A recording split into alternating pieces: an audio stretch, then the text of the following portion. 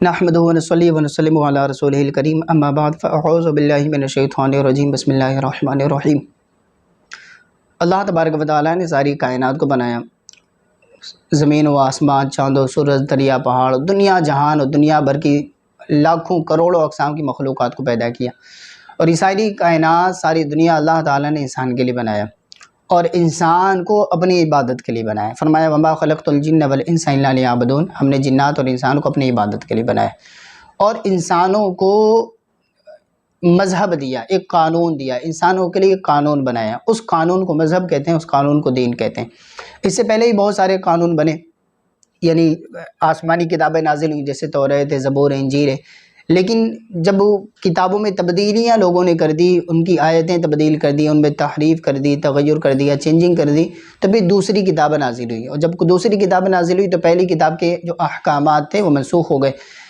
इसी तरह जितनी भी पिछली किताबें थीं जो अल्लाह ताला ने नाजिल फरमाई थी अंबिया किराम पे, वो सारी तब्दील हो चुकी है।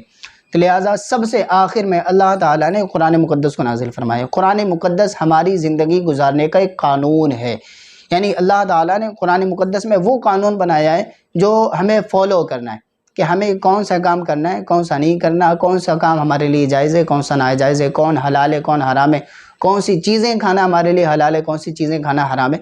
तो मुकम्मल जो कानून ज़िंदगी है वो कुरान मुक़द्दस है।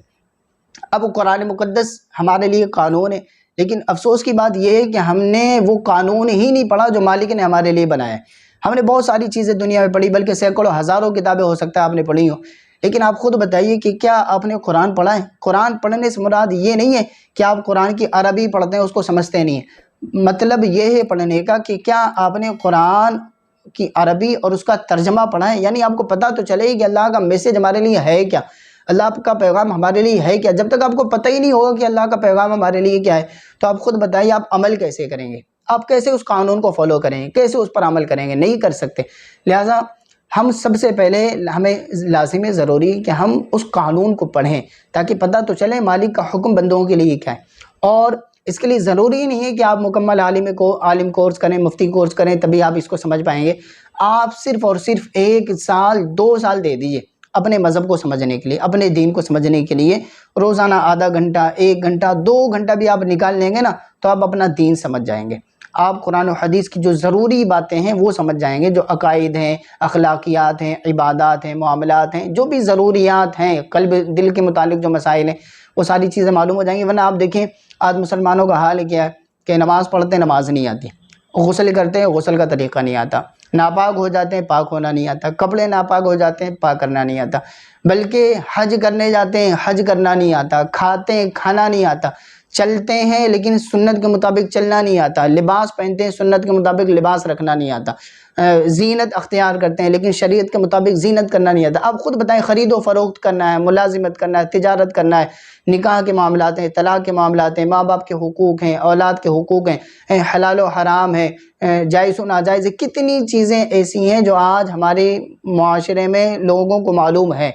आप देखेंगे कि लोगों को देखकर कुरान पढ़ना नहीं आता, बाज़ औक़ात कलमा पढ़ना भी नहीं आता। तो ये सारी चीज़ें ऐसा तो है नहीं कि हमें जो है ना आसमान से नाजिल होंगी या हमें ख्वाब में सिखा दिया जाएगा या रात में सोएंगे सुबह उठेंगे तो आलिम बन जाएंगे। नहीं, ये सारी चीज़ें हमें मेहनत करनी पड़ेगी, कोशिश करनी पड़ेगी और हासिल करनी पड़ेंगी। जब तक आप कोशिश नहीं करेंगे आपको ये सारी चीज़ें हासिल नहीं हो सकती। आपने पैसा कमाने के लिए बड़ी मेहनत की होगी, आपने दुनियावी तालीम हासिल करने के लिए बड़ी मेहनत की होगी, लेकिन आप खुद बताइए आपने अपने मज़हब को सीखने के लिए, आपने अपने दीन को सीखने के लिए कितनी मेहनत करी है।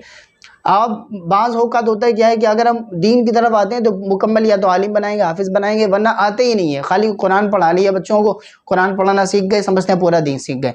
नहीं, ज़रूरी नहीं है कि आप आलिम बने, चूँकि हर इंसान पर आलिम बनना फ़र्ज़ नहीं है, हर इंसान पर बनना फ़र्ज़ नहीं है, लेकिन जो इल्म सीखना फ़र्ज़ है, कम से कम उतना तो इल्म सीख लें ना कि नमाज के जो मसाइल हैं वो हो जाए, पाकी नापाकी के जो मसाइल हैं, जनाज़े के मसाइल हैं, जो चीज़ें हमारे लिए ज़रूरी है वो तो कर सकते हैं। आप किताबों के ज़रिए हासिल कर सकते हैं। हिंदी में किताबें अवेलेबल हैं, उर्दू में किताबें अवेलेबल हैं, इंग्लिश में आपको अवेलेबल है। और आज तो इल्म सीखना इतना आसान हो गया, आप मोबाइल पर खाली फ़र्ज़ुल उलूम, फैज़ान फ़र्ज़ुल उलूम यूट्यूब पे सर्च कर लें, आपको मिल जाएगा। बड़े बड़े अकाबिर जो मुफ्तियान किराम हैं उन्होंने ये कोर्स करवाएं। आप खाली मोबाइल की स्क्रीन को सामने रख कर जो है आप इल्म सीख सकते हैं। बात ये कि हमारे अंदर जज्बा और शौक़ है या नहीं है।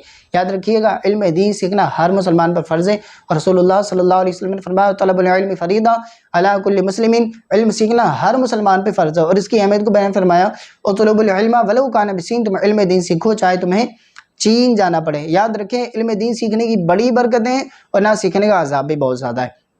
क़यामत के दिन 6 तरह के लोगों को बग़ैर हिसाब के जहन्नम में दाखिल किया जाएगा।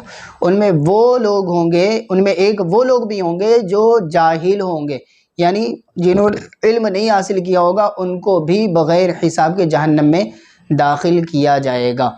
लिहाजा जाहिलों की फजीलत नहीं होती। कभी ये ना समझिएगा कि जाहिल रहेंगे तो पूछताछ नहीं होगी, जाहिल रहेंगे तो हिसाब किताब नहीं होगा। बहुत बड़ी गलत फहमी है।